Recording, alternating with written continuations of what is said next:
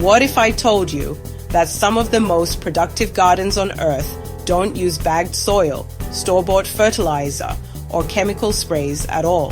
Forests don't get deliveries from garden centers, and yet everything grows stronger, healthier, and more abundant every single year. Today, I'm going to show you how to garden the same way nature does, using free resources, simple systems, and a little bit of knowledge. By the end of this video, you'll understand why gardening doesn't have to be expensive, and why free often works better. In a forest, nothing is wasted.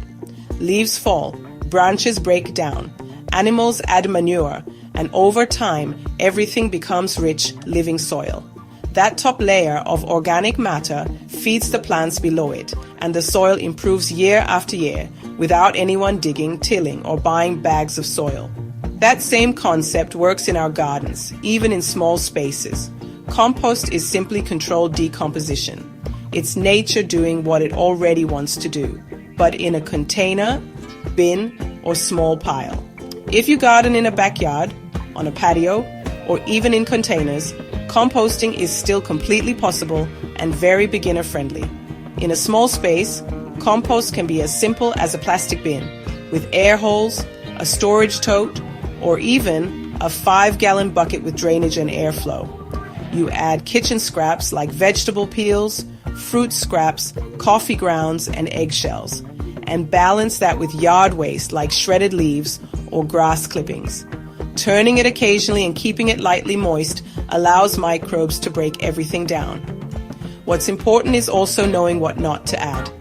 Meat, dairy, oily foods, and heavily processed foods don't belong in a beginner compost setup because they attract pests and slow decomposition. When you keep it clean and simple, compost becomes dark, earthy, and crumbly, and that's your free soil.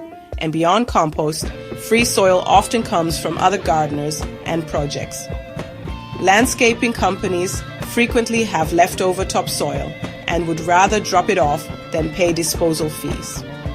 Online platforms like Craigslist, FreeCycle, and local community social media groups are full of people saying, "Free soil, come get it." Sometimes it's buckets, sometimes it's truckloads, but it's always worth checking.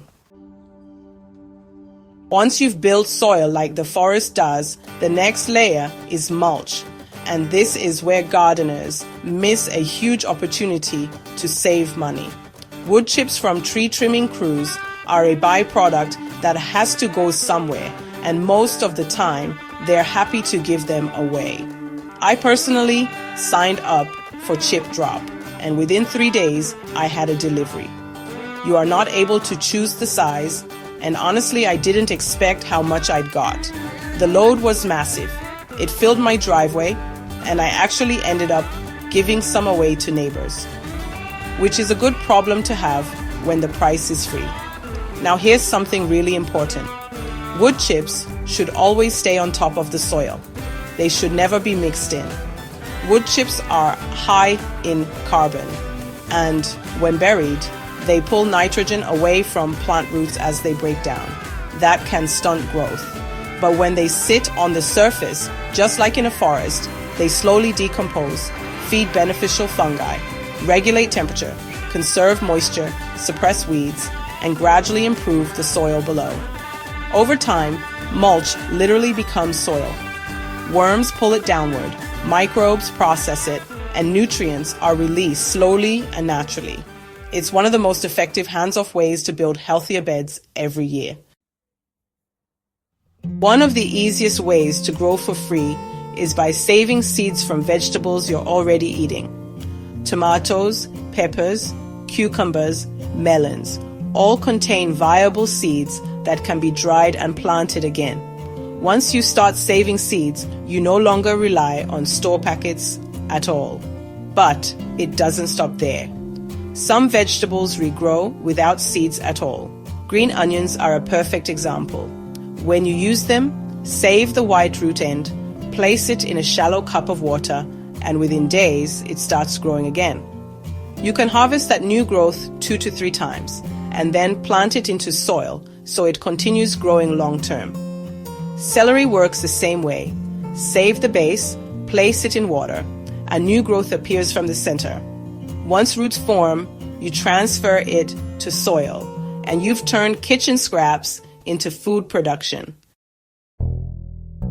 Healthy soil feeds plants better than any bottle ever could. Compost already provides nutrients, but manure adds an extra boost if you're able to access it safely. If you keep chickens, their manure is extremely high in nitrogen and must be composted before use. Once aged, it becomes an incredible soil amendment. If chickens aren't an option, rabbit manure is one of the best alternatives. It's considered a cold manure, meaning it can be added directly to garden beds without composting. It improves soil fertility without burning plants, making it perfect for home gardeners. And here's something many people don't realize. Your cooking water is fertilizer too. When you boil vegetables, rice, pasta, or potatoes, nutrients and starches leach into the water. Let that water cool completely, then pour it onto the soil. It feeds microbes and roots alike and costs nothing. Now, if this video is helping you save money and rethink gardening, go ahead and hit that like button and subscribe. It's completely free, but it tells YouTube to share this with more people who want to grow food without breaking the bank. And if you want even more money-saving tips, let me know in the comments. Now, let's get back to the video. You don't need to buy pots to garden. Food-grade buckets from bakeries, restaurants, and grocery stores make excellent containers. Storage totes, old bins, laundry baskets, and even broken trash cans can become planters with proper drainage. I've seen people grow successfully in offset storage bins, old dresser drawers lined with plastic, and even repurposed shelving units. Gardening is less about what you buy and more about how creatively you use what you already have. The best pest control starts long before bugs show up. Healthy soil produces healthy plants, and healthy plants naturally resist pests better. Compost, manure, and crop rotation all reduce disease pressure.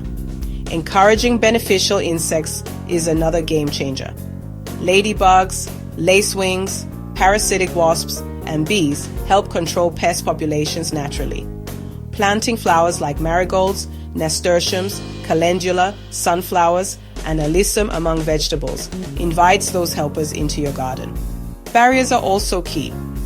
Groundhogs and raccoons can destroy a garden overnight, but physical barriers stop that problem entirely. I've been extremely successful keeping them out of my garden by using fencing and proper setup. If you want to see exactly how I did it, check out my video on keeping groundhogs out. I'll link it for you. Proper spacing is also critical. Crowded plants hold moisture, restrict airflow, and invite pests and disease. Giving plants room to grow keeps them stronger and reduces problems before they start. When you look at the full picture, gardening is really about systems. Compost builds soil. Mulch protects it. Seeds renew it. Manure and kitchen scraps feed it. Flowers protect it. And barriers defend it. None of this requires expensive products, just knowledge. If you want more money-saving gardening tips, beginner-friendly strategies, and real-world solutions that actually work, subscribe to Faith's Enchanted Seasons. I'll continue showing you how to grow more, waste less, and let your garden work for you.